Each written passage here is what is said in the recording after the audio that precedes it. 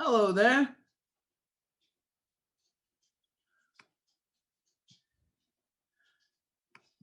Thank you for joining us. Hello, hello. How, how you doing? This is, you've never done one of these before with us, but we try to make these as easy and painless as possible. What we try to do is get Okay. some of your other community partners from industry, from academia, other community-based organizations to know who you are and to know what you're doing, people with lived experience to know what you're out there doing, out there in these beating these streets to try to get people to take this second shot. Uh-oh, Uh-oh, did I lose you?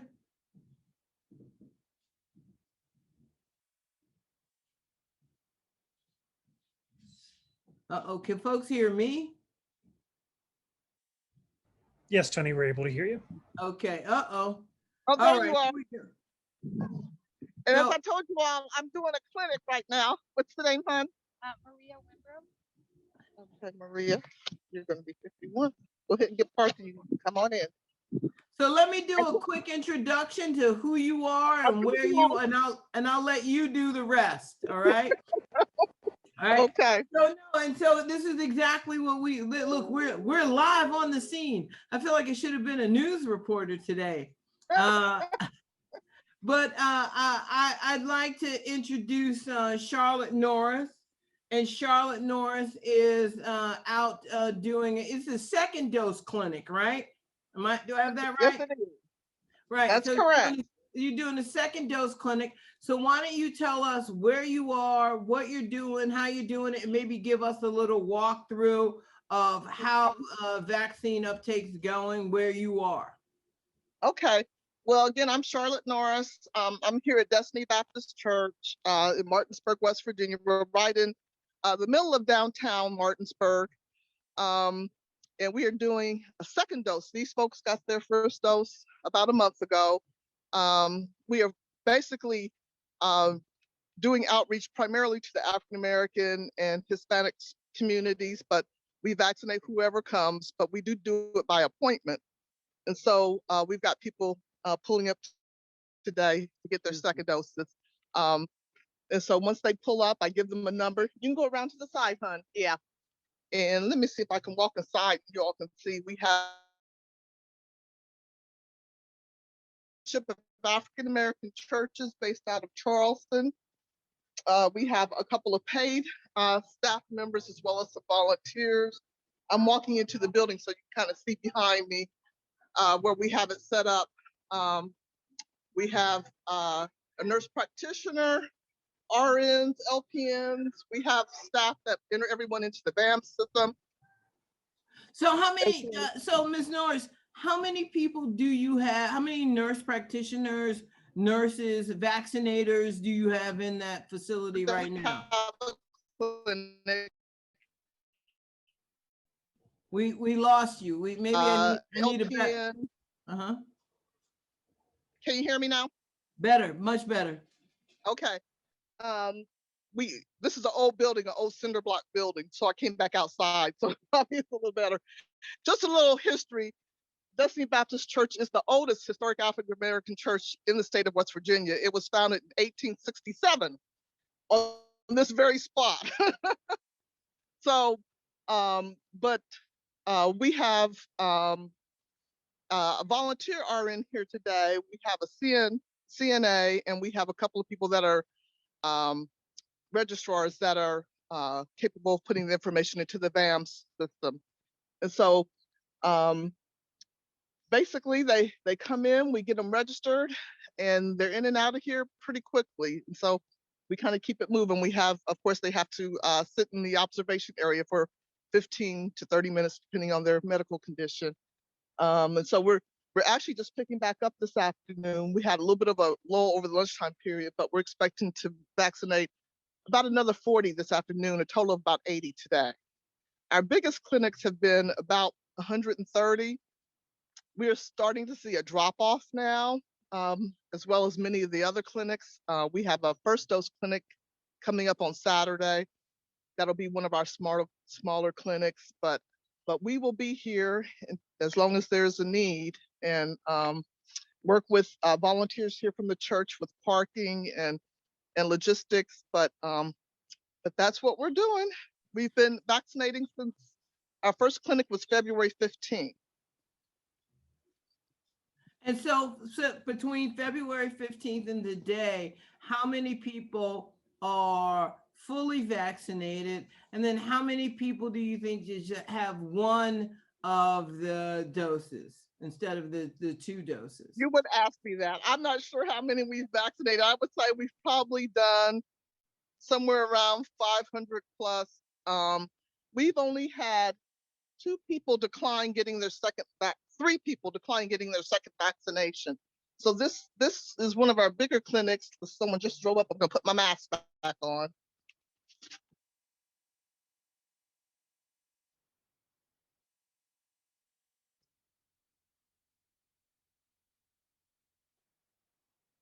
Okay, sorry about that. Let's see. Oh, okay. Let's see who we have here. What's the name? Marshall, okay. Marshall Andrew. Andrew, gonna be number 52. All right, go ahead and get parked. So far, we're about halfway done. Go ahead and get parked. So do I need to have an appointment? You've already called me to come in today for my second dose, or did you give me my date and time on my card at my first dose? You take care. Since this is a second dose, these people just had already had assigned times to come from their first shot. Okay. And you said the Destiny is the oldest African American church in West Virginia. So are the 500 people, Yes. are they all African American people that have come here to get their vaccines? No. No, we also have a fairly large Spanish-speaking Latino population, and we do have a CNA who's Venezuelan and bilingual, and so we have served a good number of Spanish-speaking individuals as well. But I'd say probably 90% of who we vaccinated, probably somewhere in the 85 to 90% have been African American. We were given a list from the state about a week ago to go through for people who had not received calls yet. And we were able to, about a third of that list, we were able to get vaccinated. A third had already gotten vaccinated someplace else. And the other third, we either hadn't been able to reach them or they had declined. So, you know, if there are people out there, we've tried to reach out to them, but most of ours have been through area churches, working with area churches, getting referrals. We were very successful for our first couple of clinics, being able to ask them to create a list of people who wanted them, and then we got those people scheduled. And so that was very effective, particularly with the older saints. Many of them aren't, technology is a real challenge for them. And so we've been doing the old fashioned call people up on the phone. Right, right. and getting them into the system, or just getting them down here. They don't have to be registered in the system for us to vaccinate them, because we enter them into the VAM system when they come. So you do the registration for them. So a person, if they are not computer literate, or they don't have access to broadband or something, you can do it right there on the spot for them. Yeah. We put them right into the system, just like they would if they went to a county site. All right. So let me just ask you a couple other questions, because we've got, folks from all over. We've got Danny Scalise, who's with the West Virginia Primary Medical Association. That's all the doctors. So I'm going to ask you about how can doctors help people like you? How can doctors help people get vaccinated in the state? What should we all be doing to make sure that we're keeping, West Virginia ramped up, particularly to get people of color, people who have HIV and other experiences that may be what we call vulnerable populations vaccinated? Well, I think it's really important to express to their patients the importance of getting vaccinated, because many of them will listen to the advice of their medical professional. For us right now, the biggest challenge is that 20 to 30-year-old population, them understanding the need to get vaccinated. What has been very effective for us, early on, we had our local medical professionals conduct Zoom meetings during with our church leadership.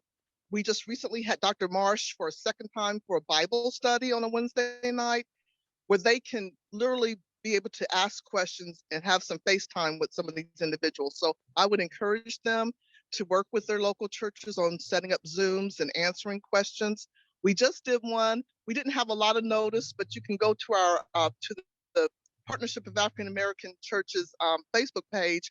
We had one of our newest doctors, Dr. Cassandra Claiborne. She's African American, did a Zoom where she answered questions targeting those 20 to 30-year-olds. And so they can go in and replay that and listen to someone close to their own age talking about why they should get vaccinated.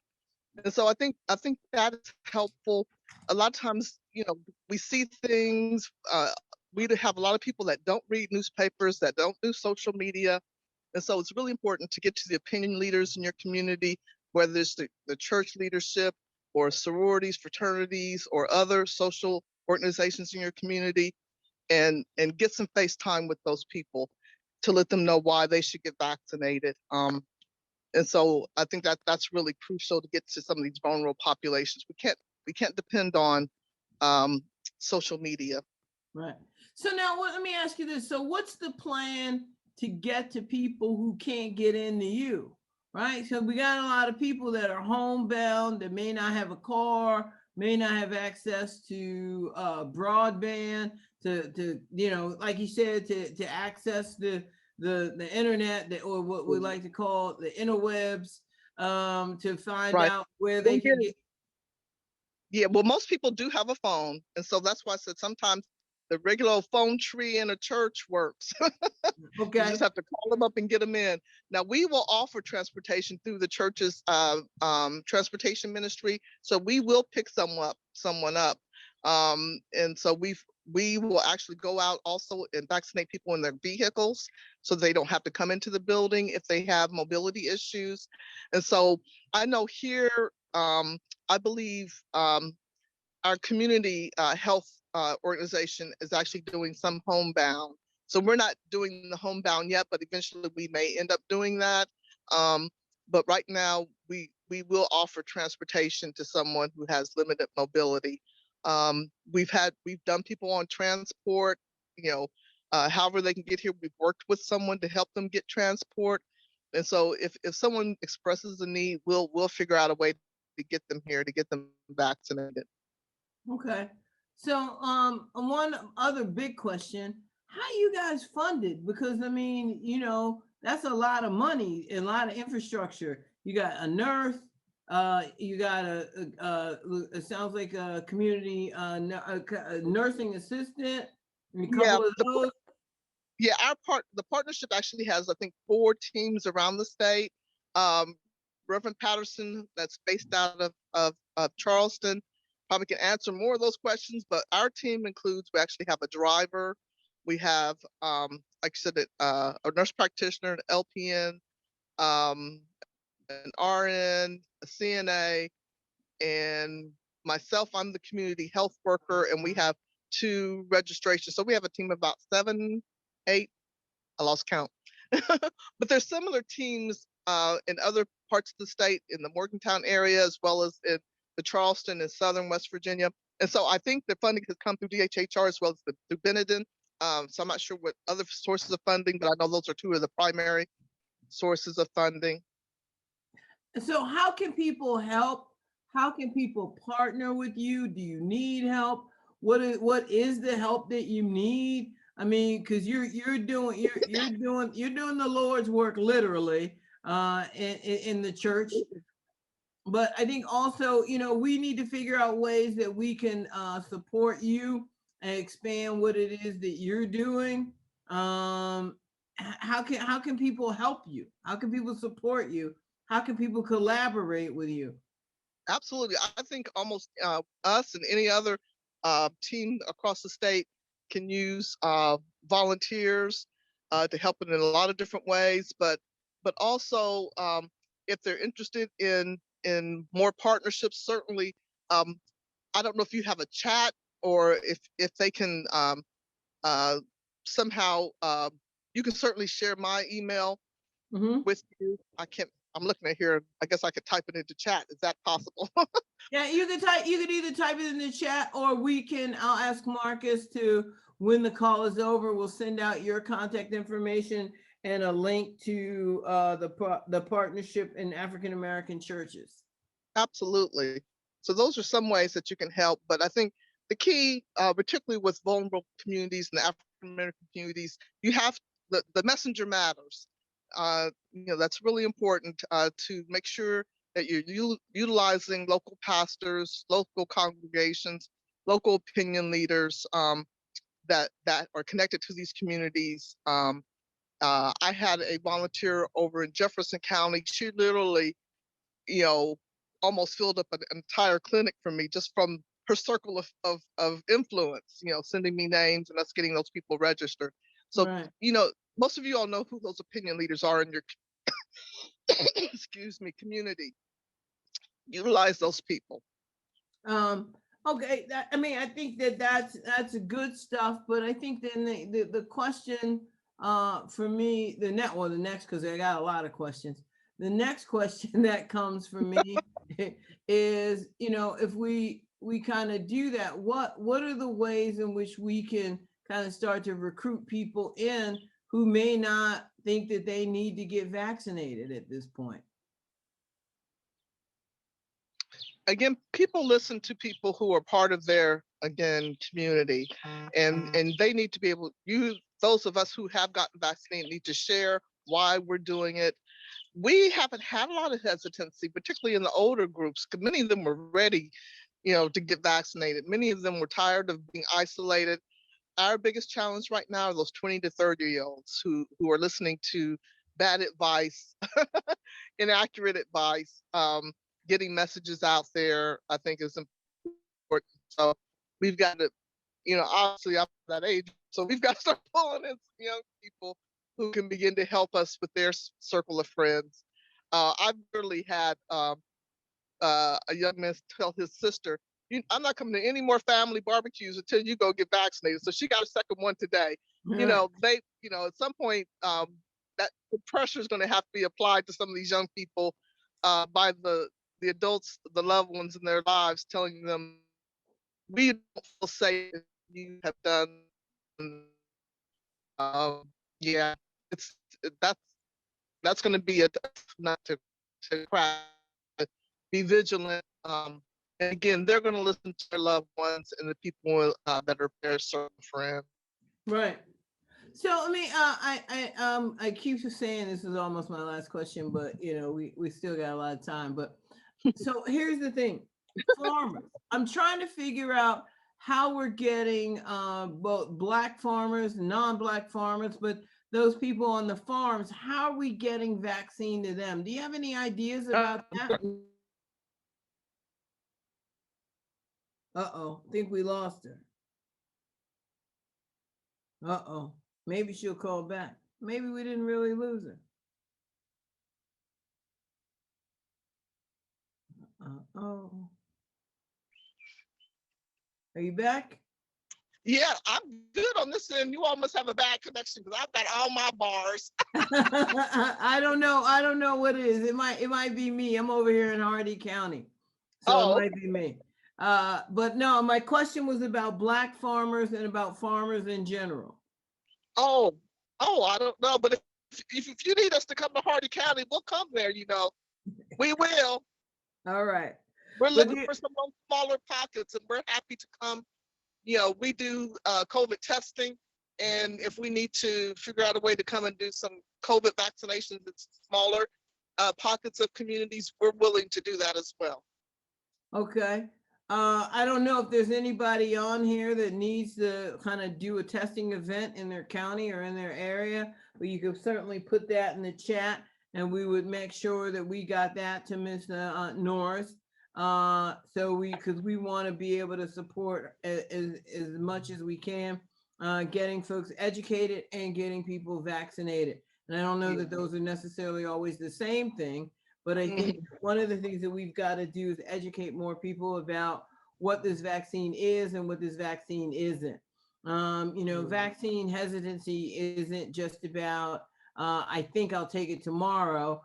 Some vaccine hesitancy is about, it's not for me or not that one.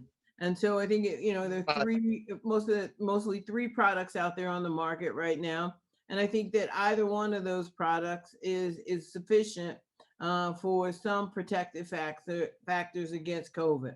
And like I always try to tell people is that I don't know that the vaccine is necessary, even if you don't want to take it, this isn't about you anymore. This is about mama, this is about your cousins, this is about your friends, your family, your neighborhood, your community, your county, and then your state. And so that's why you take the vaccine, even if you don't want to. I want to get back to some semblance of a normal life, not have to be wearing masks, for months to come. The only way we're going to get there is by getting a herd immunity, and that means that more people have to get vaccinated. All right, you take care. And that's 100% is that, and that's what I keep trying to also get people to understand is that if you heard that 30% number, 70% number, 80% number of people being vaccinated to achieve herd immunity to really kind of knock this thing on its butt. The reality is that that's not just 70 or 80% of people in the United States or 70, 80% of people in your town, that's 70 to 80% of people in the world. And so that's why we've got to get people who, even though who don't believe in it, don't think about it, don't want it, you've got to be a participant. You want to win the Good Citizenship Award is what I like to say. And that's, we just need you to be a good citizen. And a good citizen is you being a part of accepting vaccines or accepting vaccine uptake, and you just participating that way. Absolutely. So, Ms. Norris, tell me and tell the people on this call, what is it that you want them to know and you feel like they need to know about vaccination with African-American people, vaccination in the state of West Virginia, and how, tell the people what you want the people to know and what you want them to take back to their friends, family, and community. Again, I agree with you very wholeheartedly that it's not about our individual desires. It really is about how do we make our community and our families safe. And you can do that by getting vaccination and making sure that people have access, whether it is, like you said, transportation, whether it is getting over the internet hurdles, do what you have to do, connect with, again, those opinion leaders in your community who can help you with some of those challenges. Again, most churches want to get back to in-person worship, and the way they're going to do that, we went through our church list, and I'd say of those who attend service, we're probably at almost 90% or more. And so when we start talking about wanting to come back and worship in person, it matters. Being able to say that I've been fully vaccinated keeps us all safe. It means that we'll be able to gather without masks, that we'll be able to sing, we'll be able to do some of those things that we want to do as a congregation. So I think it's really important for particularly people of color to know that we can do that, but only if we get vaccinated. And so to keep everybody safe, we need to get vaccinated. I think it's important, for the state to open up, for us to be able to travel, for us to be able to connect. It's important, we don't live in isolation anymore. What one part of the state does affects another. And so us here on the Eastern Panhandle, even more so, because there's so much travel between Virginia, Maryland, Pennsylvania, that we don't live in a cocoon. We're impacted by what happens.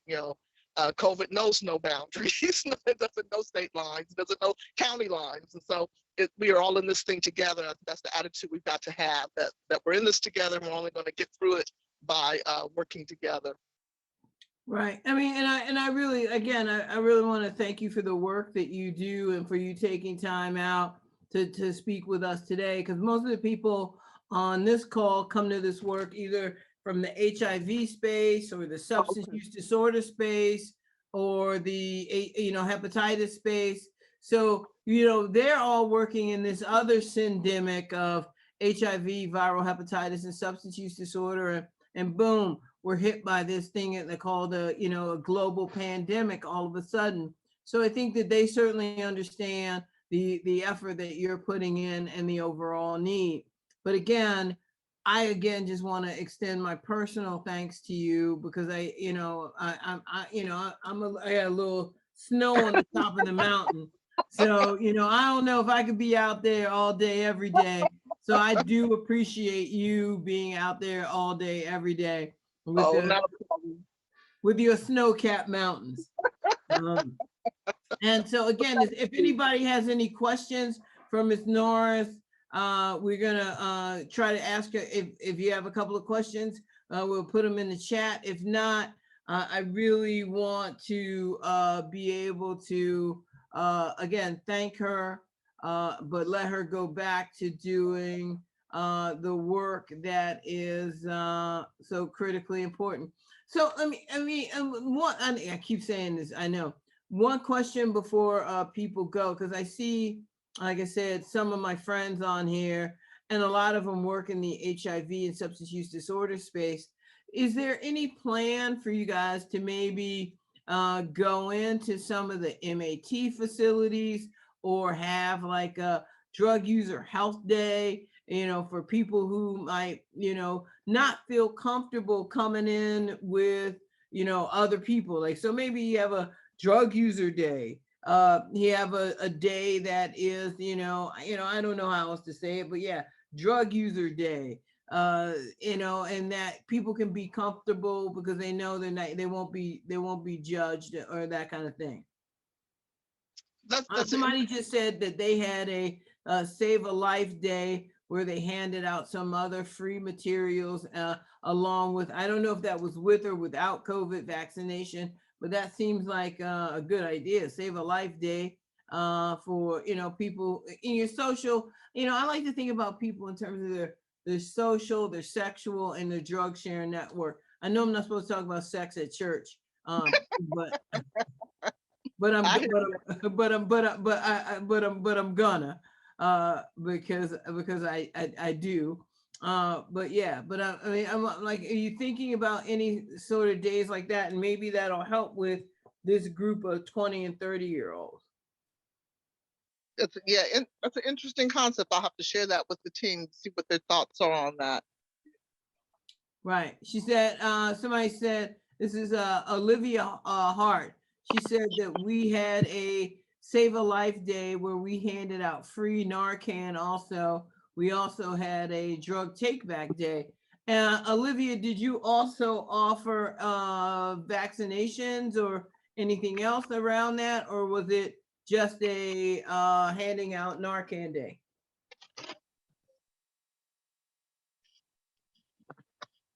Olivia, that's you. I don't know. Huh. No vaccine stuff, she says. All right. So, I mean, but that might be a good maybe a good partnership, Ms. Norris, that maybe you could get Olivia's people, your people, and vaccinate those people, because that's a group of people that may not show up at your vaccine clinic, but Olivia's people, baby, if you brought your people over to Olivia, because like you said, we need to make sure we're using popular opinion leaders, and that would be Olivia's folks. You come over there and say, well, we're going to do a clinic with folks that are in this vulnerable group.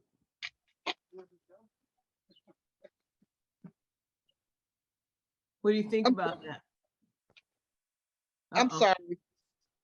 Hey, look, you got to do what you got to do. You're registered people. Well, I understand where your priorities are and where your bread is buttered. I'm not crazy. Okay, some people would say I am crazy, but that's neither here nor there. Oh, okay. I'm sorry. I was looking for a name and had to get someone signed in.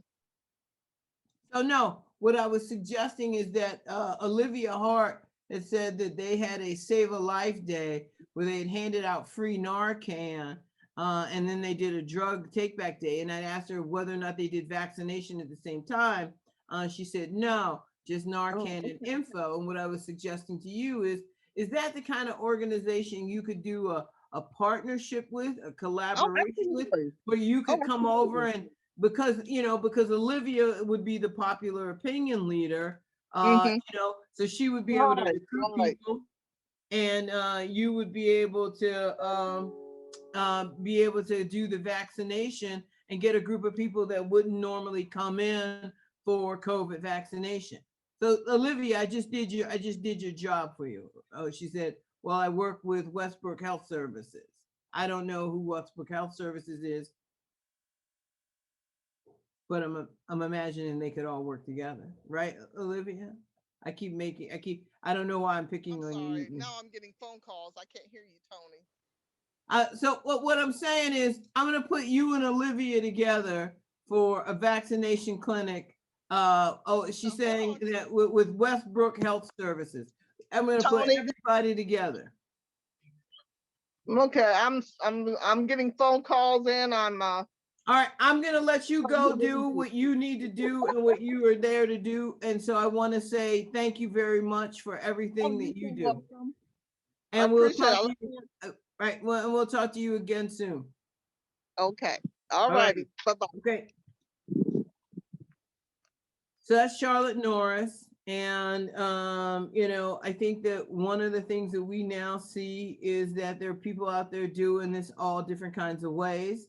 I don't know if people had another question or concern. I know we normally bring in 2 to 3 to 4 to 5 people for our West Virginia stakeholder calls, but I felt like today was a very important day to also be able to bring in and show what it is like with someone out in the field doing vaccination and doing it real time with the enrollment and everything else. And what I can do is let's do a little bit of a recap.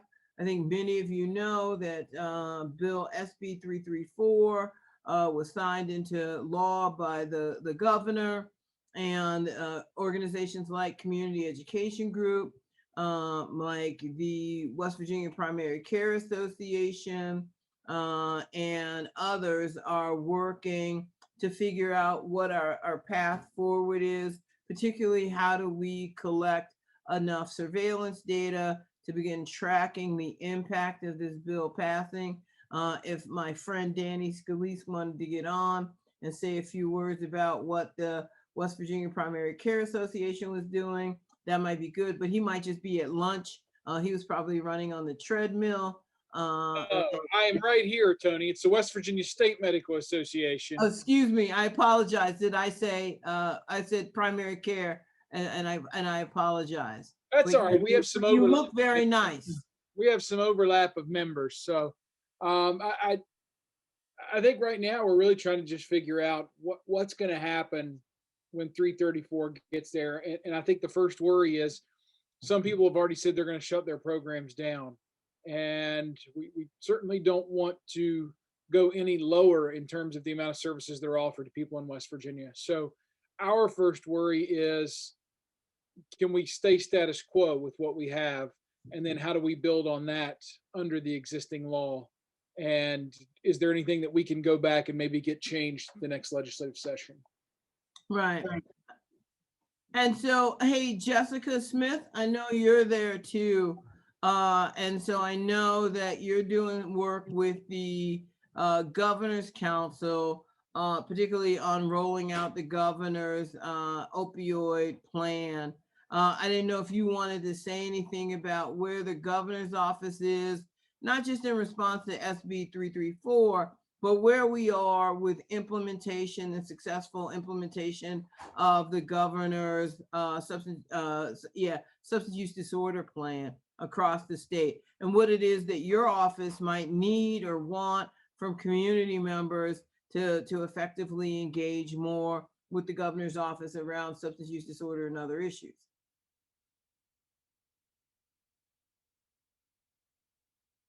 Maybe Jessica's at lunch too. Maybe she and Danny were at lunch. I don't know. I know Danny came back and said he wasn't at lunch. Okay. I'm still here, Tony. I'm listening. You'll never leave me. That's what I love about you, Danny. Amy Snodgrass, are you there? Can you give people an update on what you're doing with regrounding the response and the ACEs coalition and all of that? You want to give the people an update there?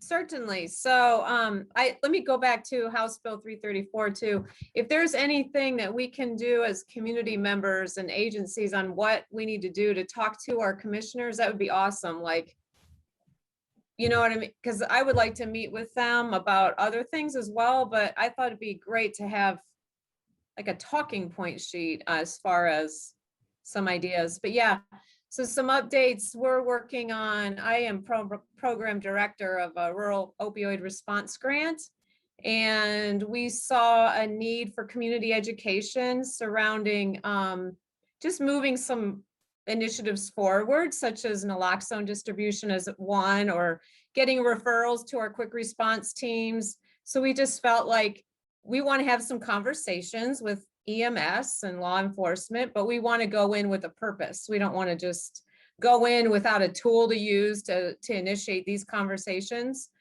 So there's a curriculum in Maryland called Regrounding Our Response that a group of us have gathered together to begin to adapt this curriculum from Maryland. So it's 5 modules, and stages of change is one, which is an important one for sure. Social determinants of health, ACEs, MAT as prevention, and then drug user health framework. So there's 5 modules. So the goal is that you go in and educate, you know, your groups on these different topics. So it gives you 5 reasons. I look at it as a reason to go back every time. So to have, you know, to open up conversation that needs to happen on a community level. So, but anyway, yeah, we're really excited. And so we're in the middle of that adaptation, and we have experts that are helping to adapt it to West Virginia. So a lot of it's based on Maryland data. So this will allow it to become more focused on West Virginia data and information. So we have stages of change, which was developed by Dr. DiClemente. So we have a professor from WVU helping with that module. Social determinants of health, the same. There's 2 WVU folks in charge of adapting that. The awesome ACEs coalition is adapting the ACEs module, who they're beyond awesome. And then MAT is Dr. Jeremy Husted, who does a MAT 101 training already. So we felt that that was a good match. I work for WVU, so that's why there are some WVU doctors involved, only because we have those connections already. And then drug user health framework is actually adapted by NASDAD for us. So we're rolling. Well, that's good. When will this thing be ready, and when will you be ready to roll out your training? Yeah, so we are working on the adaptation, as I said. So the goal is all the modules be adapted by end of June, middle of July.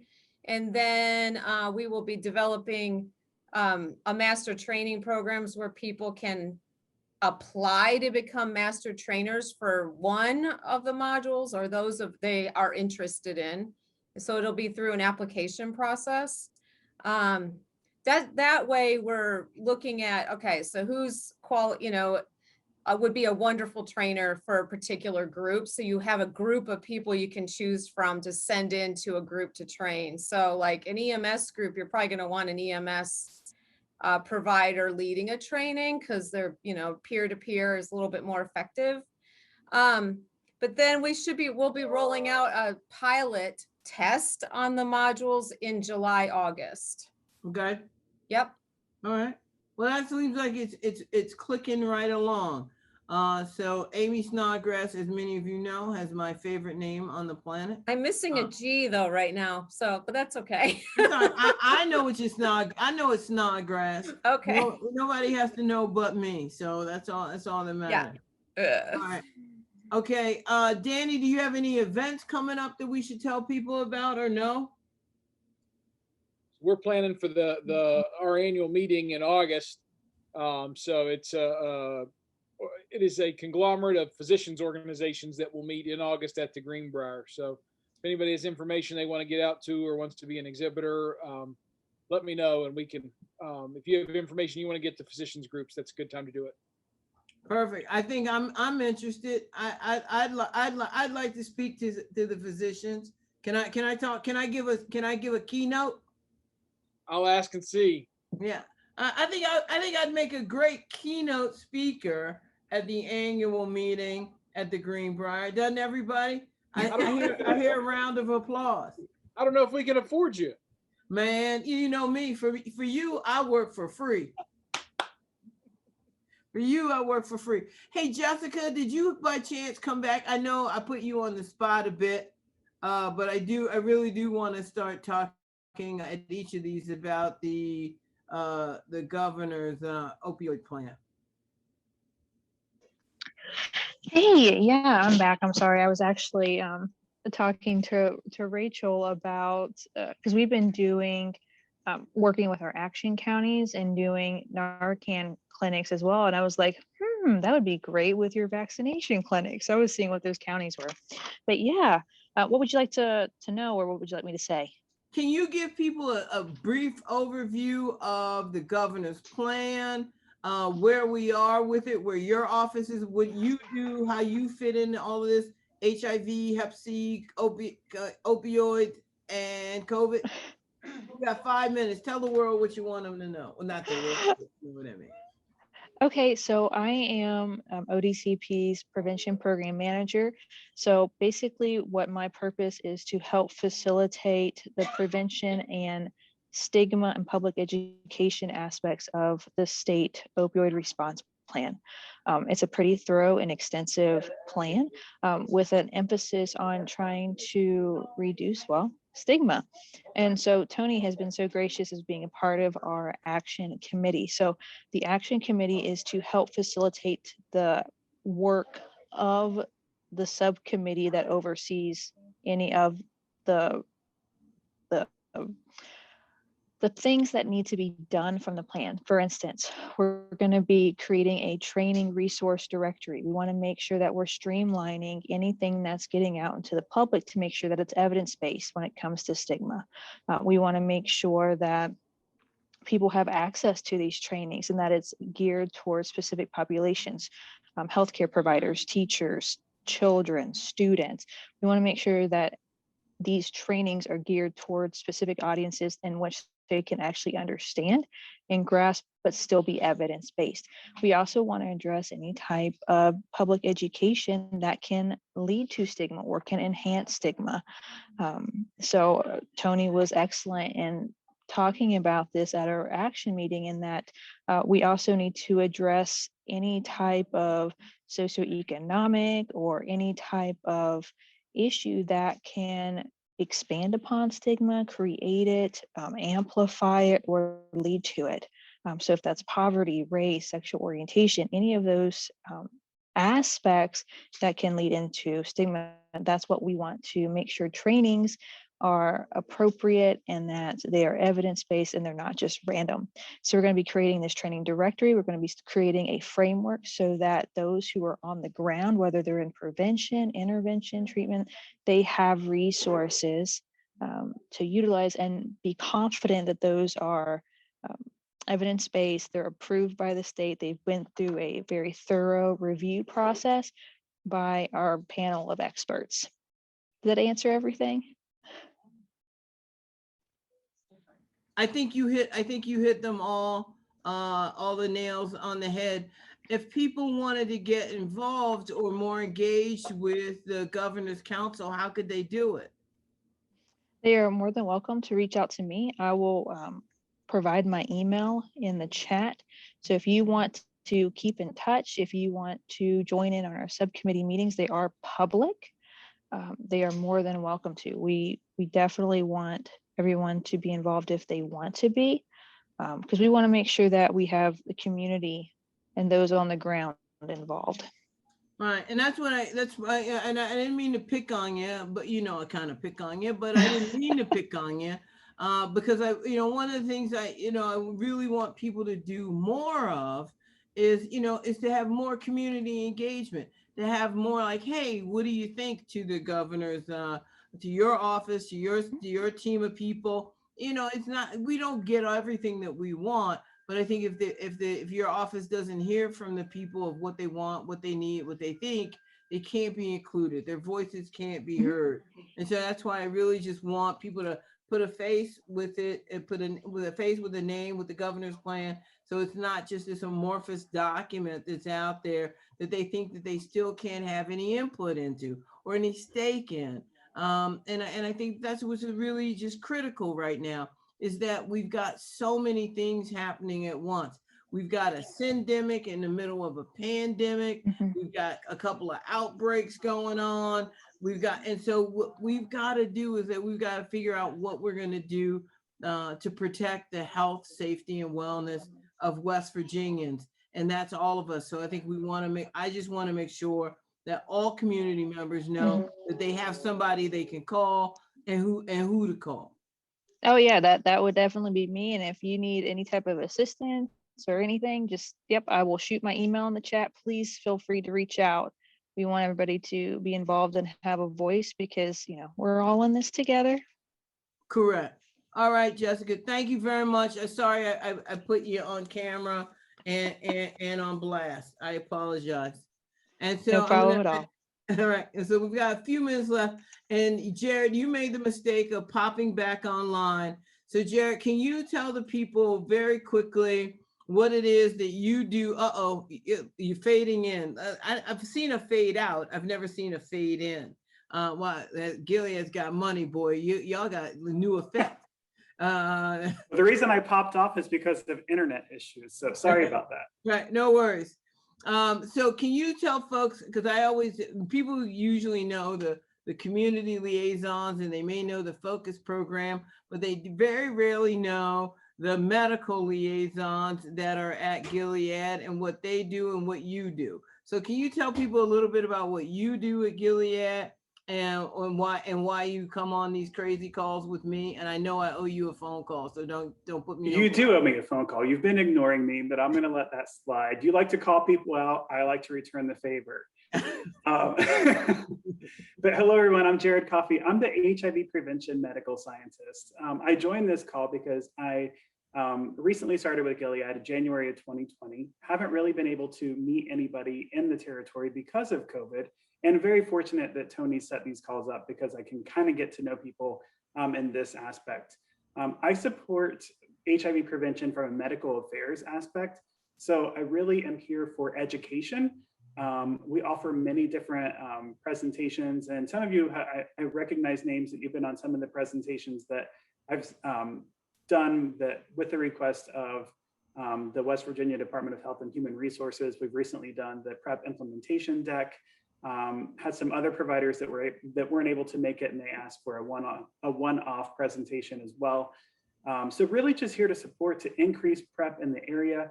I know that before I started with Gilead, like at the time that I started there, they expanded the number of HIV prevention medical scientists. So that means the territories got smaller so we can focus more on the areas that we have. I cover 5 states. I cover Ohio, which is where I live, Kentucky, Indiana, Tennessee, and West Virginia. So one of the best things I like about my job is being able to cross-pollinate from one area to another. So if something's working well in Tennessee, it could potentially work well in West Virginia and Ohio as well. So really just here to support. Education is what I offer. I don't have any sort of financial things or tangible items that I can give. Really just education and offering support. Thanks. One of the things we were talking about, Jared, with a different group, but also another colleague of yours, Sherry Giorgio, who we were talking to earlier today. We're talking about some of the things that we're seeing in not just Appalachia, but really in Appalachia, but also in rural and southern states. It's particularly we're seeing it right now in West Virginia, Kentucky, Indiana, Tennessee, and maybe Virginia a bit. We're not sure yet, but we're seeing these bills in the state house, which are kind of rolling back some rules around substance harm reduction or substance use disorder, HIV, Hep C. It really seems to be on the chopping block a bit. But also what we're seeing is some of these voting rights rules kind of coinciding with what's happening with these rollbacks in public health, women's health, and we're seeing voting rights stuff happening at the same time. Is that something your team would do, or who would we get to talk about that kind of overlap that we're seeing in voting, politics, and I know sometimes Gilead don't want to touch the politics stuff, but I just think that they're related at this point. It does seem that everything is interrelated. And I think that that's giving, like, it's why you're doing you're ending the ascendemic, which is what Tennessee is doing as well. Tennessee is ending the ascendemic of viral hepatitis, HIV, and substance use disorder. So it seems like that West Virginia may be going in that same direction. Sherry Giorgio would probably be the best person to speak to with that.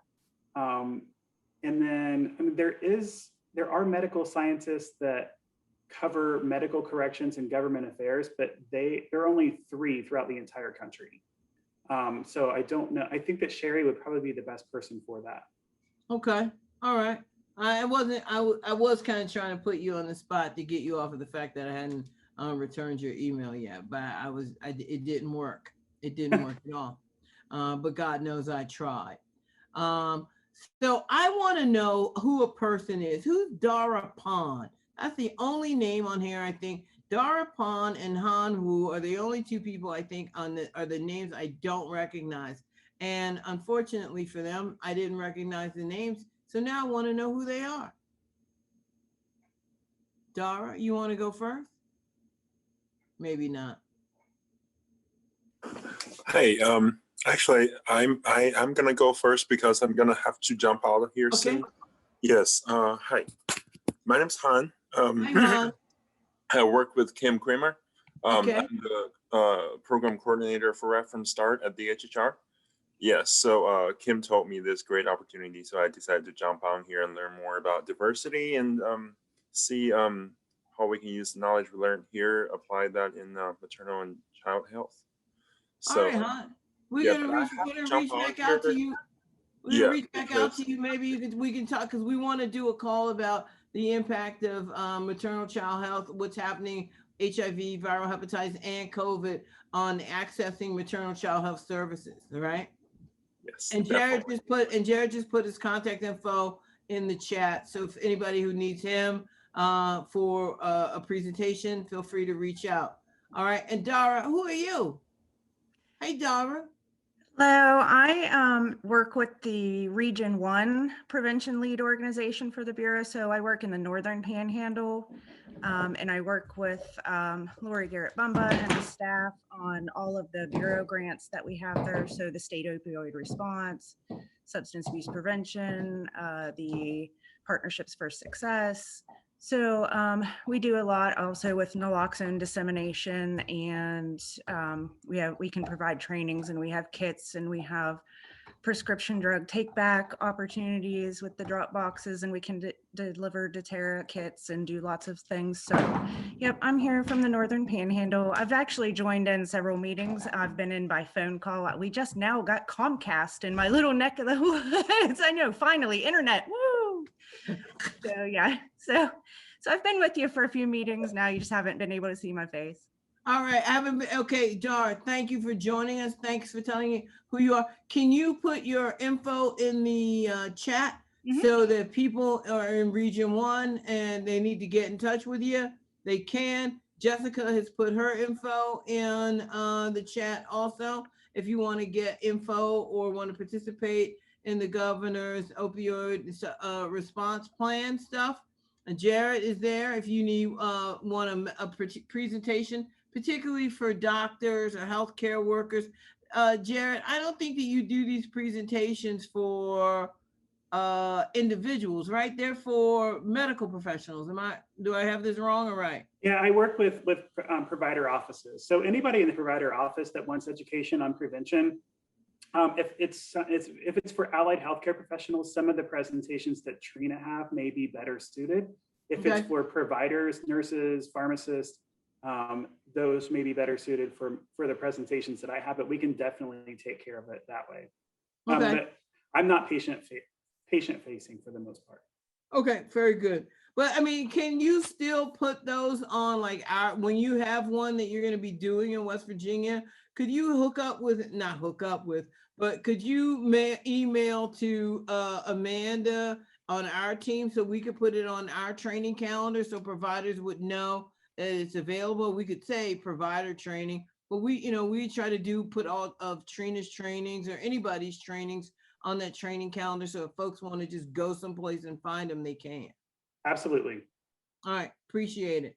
Let's see, we've got 5 minutes out. We want to thank everybody for coming. We've shortened these. We're going to shorten them to an hour because it's summertime and I don't want to do 2 hours. I could make up some lie, but that's what it would be. It would be a lie. I don't think I want to keep y'all here for 2 hours and I don't want to be here for 2 hours. But I think we're going to try to do more things like Ms. Norris today, who, called in from, a second dose vaccine site in West Virginia. I think that that's really important. We're hoping to have an announcement out soon, hopefully in the next month before our next call, around a project that we hopefully will be rolling out in West Virginia over the next year. Don't know, but I'm keeping my fingers crossed. And I just, again, always want to thank you. If you have any ideas about who we should try to get or a topic that we should talk about, feel free to email me, text me, or text Marcus or somebody, and we will make it happen because that's what we do.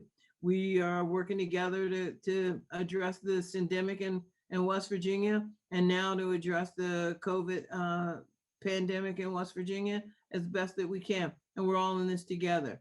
Again, thank you all. Have an amazing week. Have an amazing month. If you have anything, need anything, call me. Except I won't be emailing Jared back. No, I'm just kidding. I will. And because I actually need to ask him something. So thanks. Have a good week and stay safe. And remember that, the vaccination isn't just for you. It's for the family, it's for the county, and it's for the state, and for the nation, frankly. So for those who have not been vaccinated or know people who haven't been, please encourage them to be vaccinated. If not for them, for their families and for their friends, for the county, for their state, and for their nation. And that's what this is. This is, everybody needs to get the Good Citizenship Award this year. And being a good citizen is getting vaccinated. Thanks. Everybody have a great one. Thanks again, Marcus, Amanda, Emma, whoever else is from the CEG team on here. Thank you guys very much for making me make my job look easy. Thanks. Bye.